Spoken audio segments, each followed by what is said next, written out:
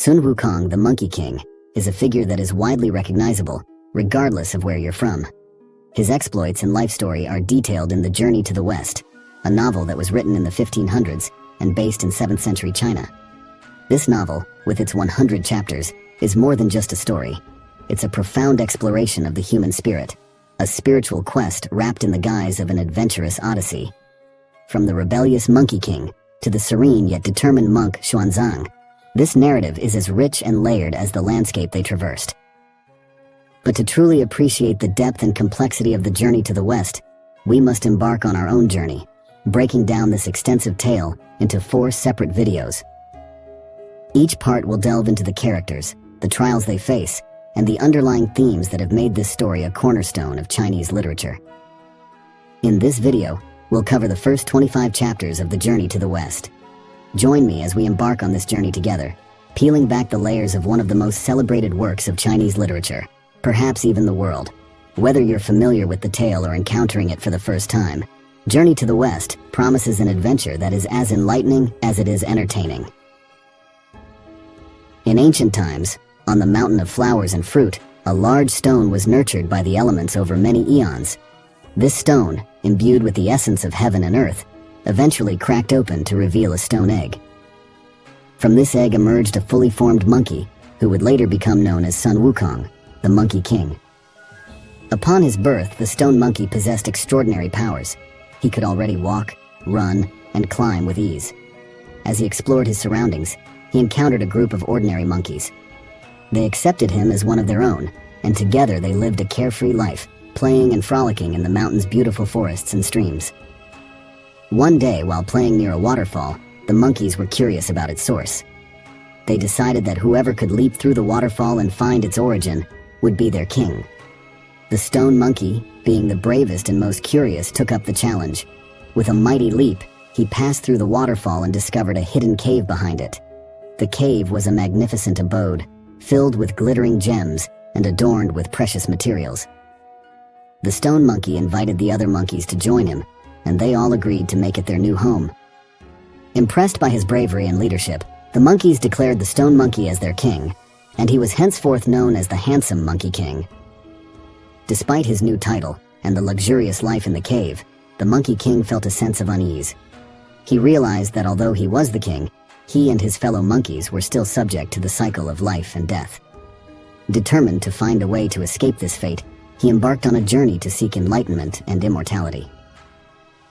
After wandering for many years, he finally reached the shores of the great ocean. There, he met a wise old monk who told him that to achieve his goal, he must seek out the teachings of the great Taoist master, Subhuti. The Monkey King thanked the monk and continued his journey, eventually finding Subhuti's mountain home.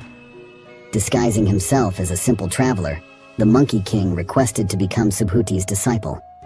Subhuti tested him and before long recognized his potential and accepted him. He gave him the name Sun Wukong, which meant awakened to emptiness. For many years, Sun Wukong diligently studied under Subhuti, mastering the arts of transformation, martial arts, and various magical powers. Sun Wukong learned the 72 transformations, or 72 magic spells, which according to the ancient Chinese, was another way of saying his powers were almost limitless. His powers ranged from simple shapeshifting to summonings, and even enlarging his own body. He also possessed a cloud he could ride on, as well as incredible feats of strength and agility. He also discovered the secret of immortality through Taoist alchemy, which involved controlling his breath and the flow of qi, or energy within his body. By mastering this technique, Sun Wukong was able to prevent the aging process and became immune to the natural cycle of life and death, thus achieving his ultimate goal. After completing his training, Sun Wukong returned to the mountain of flowers and fruit. Upon his return, he discovered that Hunshi Moang, the demon king of havoc, had been terrorizing his family. Enraged, Sun Wukong easily eliminated the threat. With his newfound powers and wisdom, he protected his fellow monkeys from various threats. He even stole weapons from the kingdom of Aeolai so that his monkeys could defend themselves if he was not around. However, his extraordinary abilities and defiance of the natural order soon attracted the attention of the celestial beings in heaven, setting the stage for future conflicts and adventures. Thus begins the epic tale of Sun Wukong, the Monkey King, and his journey to the west. In order to further protect himself and his fellow monkeys, Sun Wukong traveled to the underworld, the realm ruled by King Yama. There, he was told that his name was recorded in the Book of Life and Death, meaning that his life was still bound by the laws of mortality. Furious at the prospect of being subject to death, Sun Wukong demanded to see the book. Using his magical powers, he wreaked havoc in the realm and found the entries for himself and his monkey subjects.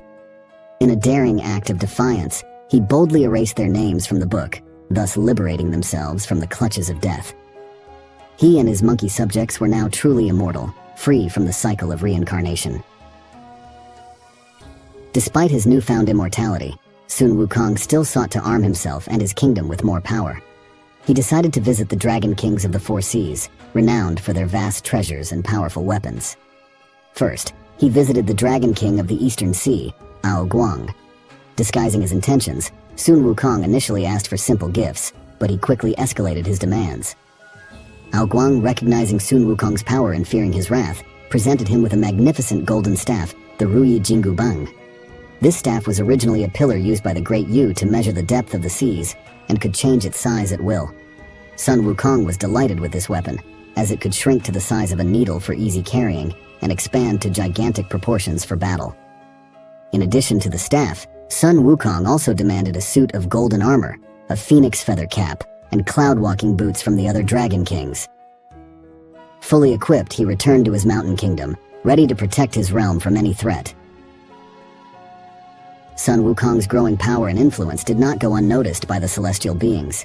The Jade Emperor, the ruler of heaven, became increasingly concerned about the Monkey King's rebellious nature. To keep him in check, the Jade Emperor decided to offer Sun Wukong a position in heaven, hoping to placate him and integrate him into the celestial order. Sun Wukong was initially honored by the invitation and accepted the position of Protector of the Horses, a low-ranking role in the celestial stables. However, he soon realized that the position was a token one, meant to keep him occupied and away from trouble. Feeling insulted and humiliated, Sun Wukong rebelled against the Jade Emperor's authority. Declaring himself the great sage equal to heaven, Sun Wukong returned to his mountain and established a grand palace, proclaiming his independence from the celestial hierarchy.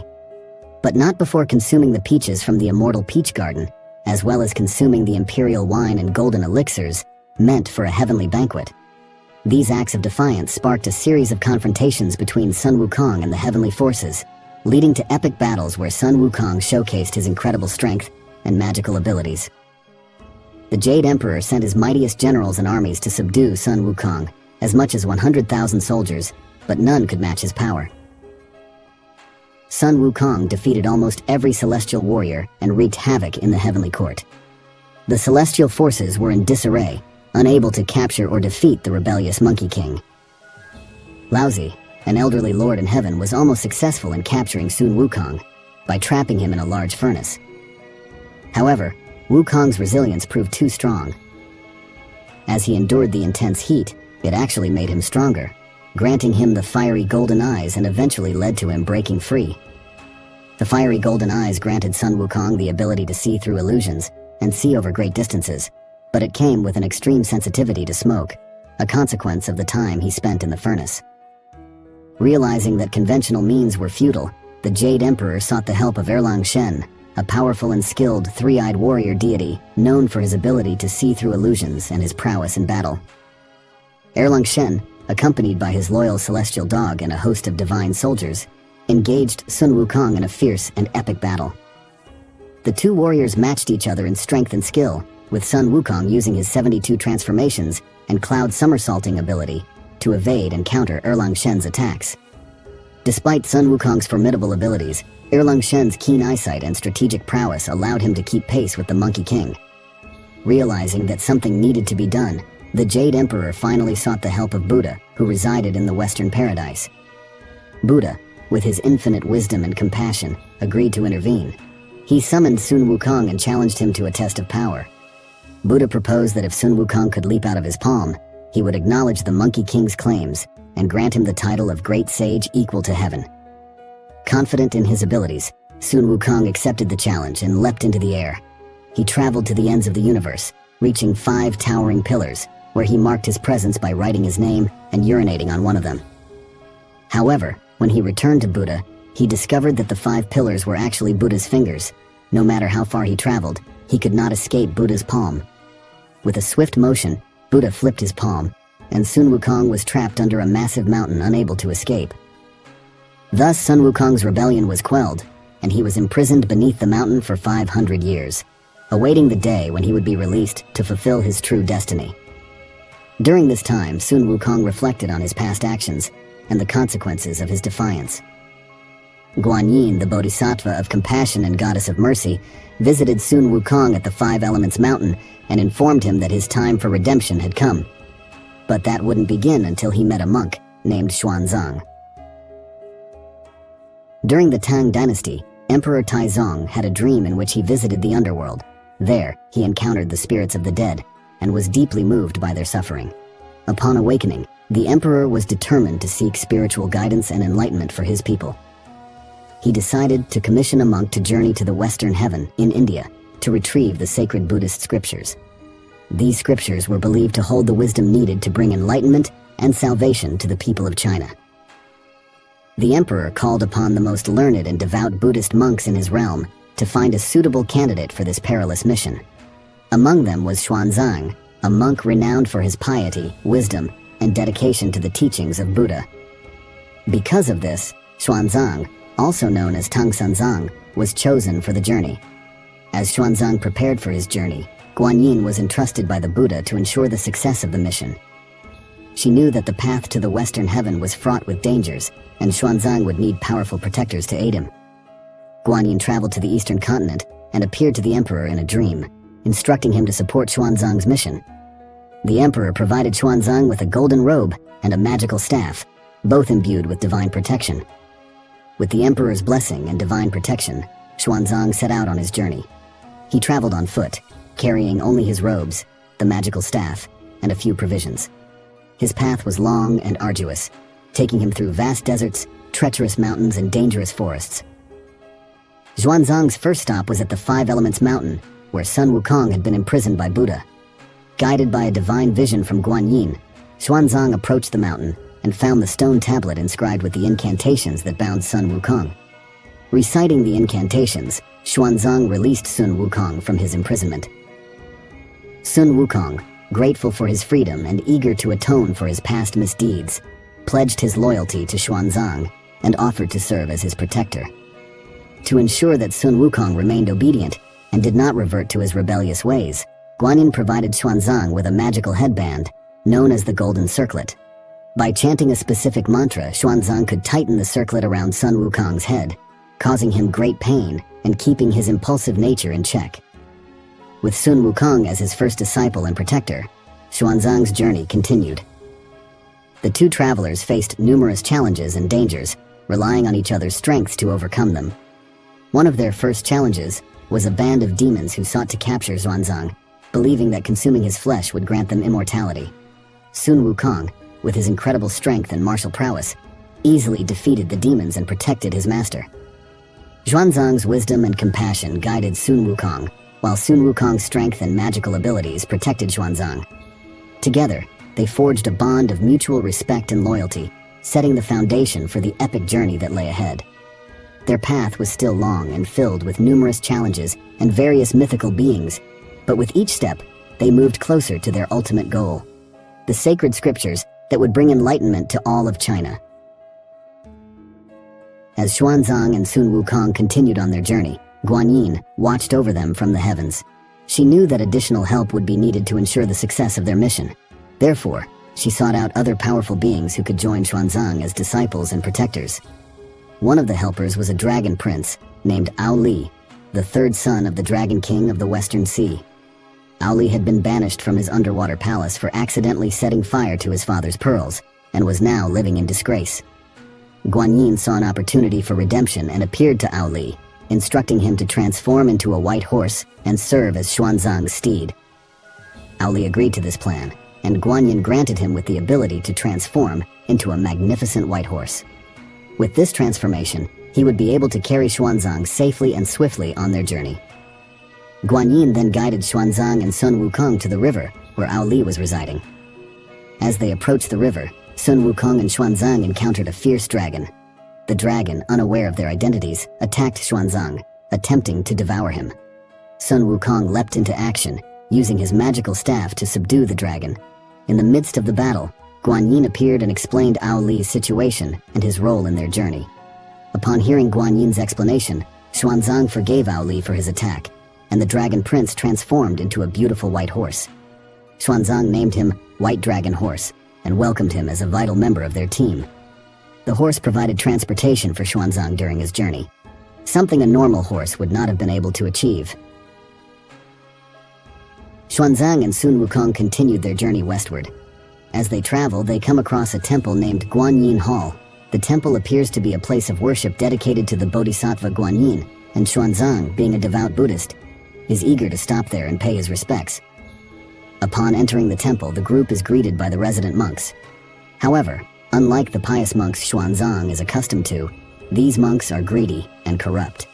They are more interested in worldly possessions than in spiritual practice. They notice the valuable items that Xuanzang and Wukong are carrying, particularly the precious robe that Xuanzang received from Emperor Taizong. The monks, driven by greed, plot to steal Xuanzang's golden robe. They offer to let the group stay the night, all the while planning to drug them and take their valuable possessions. They prepare food and drink laced with a sleeping potion and serve it to Xuanzang and his disciples. Sun Wukong, always suspicious and vigilant, quickly realizes that something is amiss. He pretends to drink the drugged wine but secretly spits it out. He then uses his magical powers to outsmart the monks. When the monks attempt to steal the robe, Sun Wukong confronts them and exposes their treachery. Sun Wukong, in his usual fierce manner, punishes the monks for their greed and attempts to steal from his master. He ties them up and forces them to repent for their actions. The next morning, Xuanzang, who is unaware of the monks' original intentions, forgives them and prays for their redemption.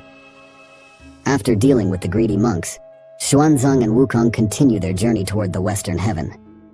The incident at Guanyin Hall serves as another reminder of the moral and spiritual challenges they will face on their quest for the sacred scriptures.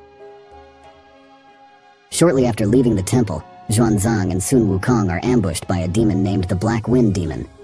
The demon, spotting the valuable robe that Xuanzang carries, decides to steal it for himself.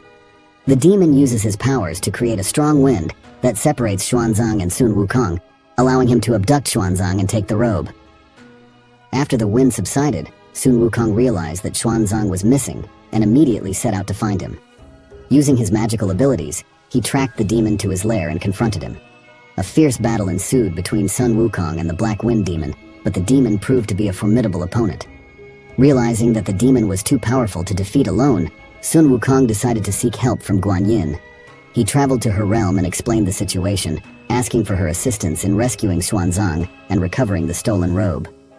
Guan Yin agreed to help Sun Wukong and provided him with a special weapon, a bottle of pure water that had the power to subdue the demon. She also instructed Sun Wukong on how to use the water to defeat the Black Wind Demon. Armed with the magical water, Sun Wukong returned to the demon's lair and engaged in battle once more. Using the water provided by Guan Yin, he was able to weaken the demon and ultimately defeat him. As a result, Sun Wukong rescues Xuanzang and retrieved the stolen robe. As the group continued their journey, they arrived at Gao Village, a small settlement troubled by a monstrous pig demon. The villagers were living in fear, and the presence of Xuanzang and Sun Wukong brought a glimmer of hope. They learned that the demon causing the havoc was Zhu Bajie, a once mighty celestial general who had fallen from grace.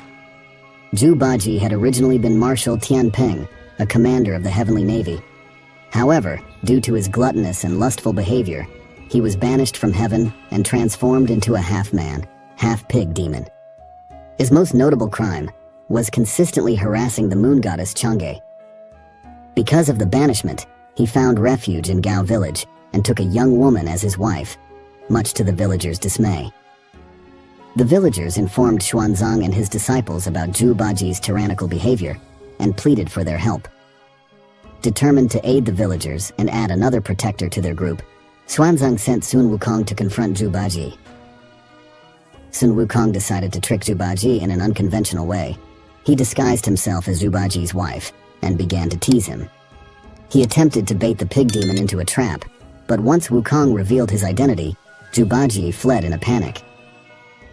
Eventually, Sun Wukong located Jubaji and challenged him to a fight. The two engaged in a fierce battle, showcasing their impressive martial skills and supernatural abilities. Jubaji wielded his trusty rake, but despite his strength, Sun Wukong's superior combat skills and magical powers eventually overpowered him. Before delivering the final blow, Sun Wukong paused as Guan Yin appeared once again. She revealed Jubaji's true identity and his past as a celestial general. Guan Yin explained that Jubaji, like Sun Wukong, had the potential for redemption and could aid Xuanzang on his journey. Hearing Guan Yin's words and recognizing his own faults, Jubaji expressed his remorse and desire for redemption. Xuanzang, moved by Jubaji's sincerity, offered him a chance to join their quest for the sacred scriptures. Jubaji, eager to atone for his past mistakes, accepted the offer and pledged his loyalty to Xuanzang. Although he retained his pig-like appearance, his heart and intentions were transformed. With Jubaji as a new member of their group, Xuanzang and his disciples continued their journey with renewed determination. Jubaji's presence brought both strength and challenges to the group. His gluttonous and lazy tendencies occasionally caused friction, but his loyalty and combat skills proved invaluable. Sun Wukong, in particular, often had to remind Jubaji of their mission and encourage him to stay focused. Later on, Xuanzang and his disciples arrived at a place known as Yellow Wind Ridge. As they were passing through, they encountered a ferocious tiger demon that had been terrorizing the area. The tiger demon spotted Xuanzang and intended to capture him and present it as a gift to his king. The tiger demon attacked Xuanzang, causing chaos among the group. Xuanzang, being a devout and peaceful monk, was unable to defend himself, so it fell upon Sun Wukong and Jubaji to protect his master. They leapt into action, using their incredible strength and martial abilities to fight the tiger demon. The battle between Sun Wukong, Jubaji, and the tiger demon was fierce. The demon, although strong, was no match for the duo. After an intense fight, they managed to subdue and slay the tiger demon. Or so they thought. In reality, the tiger demon simply shed its skin, leaving it as a decoy to deceive Wukong and Baji. When the pair returned, they found that their master had disappeared. In a panic, Wukong quickly used his eyes to scan the area and located the demon's cave. Seeing the tiger with their master, Wukong fought against the tiger demon once again, overpowering it with ease. The tiger demon knew this was a fight it could not win, so it attempted to flee. As it neared the cave's exit, it was struck down in a single strike by Jubaji's rake. With the tiger demon defeated, the group began to breathe easy, but the battle was far from over. The Yellow Wind Monster, a demon that ruled over the Yellow Wind Ridge, emerged from the depths of the cave. This demon was known for its ability to create powerful and deadly windstorms. As Xuanzang and his disciples attempted to flee and traverse the ridge, they were suddenly assaulted by a fierce windstorm. The Yellow Wind Monster, recognizing Xuanzang as a holy man whose flesh could grant him immense power, attacked with the intention of capturing him. The windstorm was so intense that it blinded Xuanzang and his disciples, disorienting them. Sun Wukong, realizing the danger posed by the Yellow Wind Monster, saw no other option. He sprang into action to protect Xuanzang. However, the Yellow Wind Monster's wind was so powerful that it even hindered Sun Wukong, whose sharp eyes were irritated by the wind-blown dust and sand. Despite this, Sun Wukong fought valiantly against the demon. Recognizing that he could not defeat the Yellow Wind Monster alone due to its control over the wind, Sun Wukong decided to seek help. He told Jubaji to hide with their master, while he flew to the southern heaven to locate Lingji Bodhisattva, also known as the deity of Lingji, who was known for controlling the elements, particularly wind. Lingji listened to Sun Wukong's plea and agreed to help. He provided Sun Wukong with a powerful artifact, a magical fan capable of neutralizing the demon's wind. He also gave Sun Wukong instructions on how to use the fan to defeat the Yellow Wind Monster. Armed with the magical fan, Sun Wukong returned to the Yellow Wind Ridge and confronted the Yellow Wind Monster again. This time, with the help of the fan, he was able to dispel the demon's windstorms. The battle was fierce, but Sun Wukong ultimately overpowered the Yellow Wind Monster, capturing and subduing him. Lingji then directly confronts the Yellow Wind Demon and reveals the demon's true form, a rodent that had gained demonic powers. With his true identity exposed, the yellow wind demon loses much of his strength. With the yellow wind monster defeated, Sun Wukong quickly returned to Xuanzang, who had been struggling against the effects of the wind. He assured Xuanzang that the danger had passed, and they resumed their journey. Their path led them to the treacherous Flowing Sands River, known for its dangerous currents and monstrous inhabitants. Crossing this river would prove to be a significant challenge for the group. As they reached the riverbank, the group encountered a fierce river monster named Sha Wujing. Once a celestial general in the Jade Emperor's court, Sha Wujing had been banished to Earth and transformed into a river demon as punishment for accidentally breaking a crystal goblet at a heavenly banquet, which belonged to Shi Wangmu, the Queen Mother of the West. Sha Wujing, with his monstrous appearance and fearsome strength, had been terrorizing anyone who tried to cross the river. When Xuanzang and his disciples arrived, Sha Wujing attacked them, aiming to capture and devour Xuanzang, believing that consuming a holy man would bring him power and relief from his suffering. Sun Wukong and Zhu Bajie immediately engaged Sha Wujing in battle.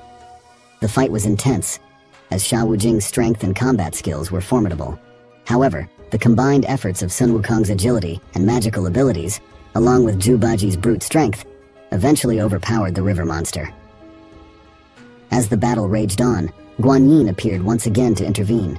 She revealed Sha Wujing's true identity and his past as a celestial general. She explained that Sha Wujing, like the other disciples, had the potential for redemption and could find salvation by aiding Xuanzang on his journey. Upon hearing Guanyin's words and realizing the opportunity for redemption, Sha Wujing expressed his remorse and desire to atone for his past mistakes. He pleaded for Xuanzang's forgiveness and asked to join their quest. Xuanzang, moved by Sha Wujing's sincerity, accepted him as a disciple.